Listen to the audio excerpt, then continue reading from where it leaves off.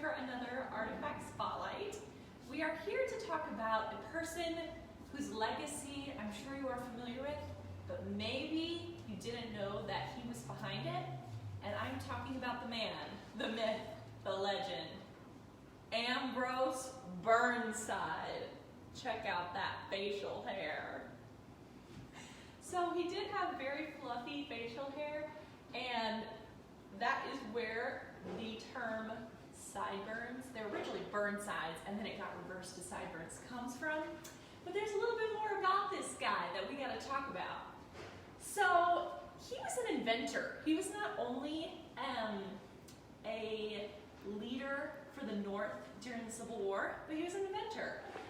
He invented a little piece of history that we have with us here today, and that is called the Burnside Carbine weapon. And so what he did was he improved upon other breech loading weapons. You may be like me and you're wondering, what does breech loading mean? That means the ammunition was loaded from the rear instead of from the muzzle.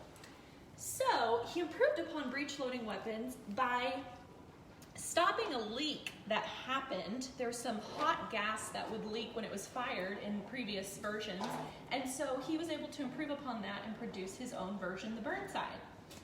This was really his passion, but the interesting thing is this gun helped gain him some clout or some influence, if you will, and people wanted him, including President Lincoln, wanted him to help lead the Army of the Potomac.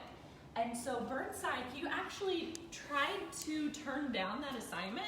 He said that he wasn't qualified enough, he didn't have enough experience, but people persisted. They really wanted him to be a leader, and so he eventually caved in and led the Army of the Potomac. That ended up kind of backfiring. He led the Union troops to a defeat at the Battle of Fredericksburg and other defeats after that, to the point that his men started to complain about him, saying that they didn't really want to be under his leadership anymore. So he did eventually retire from the military to pursue his real passion, which was working on his ammunition and his gun.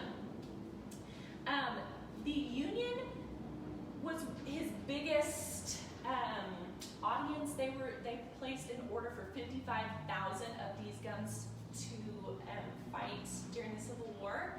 And it was really popular during that time. He invented it in 1855, and it was in production in 1858. So these were so heavily used that even some of the Confederate soldiers found them and used them for their own against the North. But it was predominantly used by Northern cavalrymen.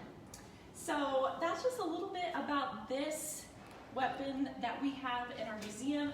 We have a beautiful case that displays a lot of different historical items, and so we encourage you to come check them out for yourself. But thanks for tuning in for this Artifact Spotlight.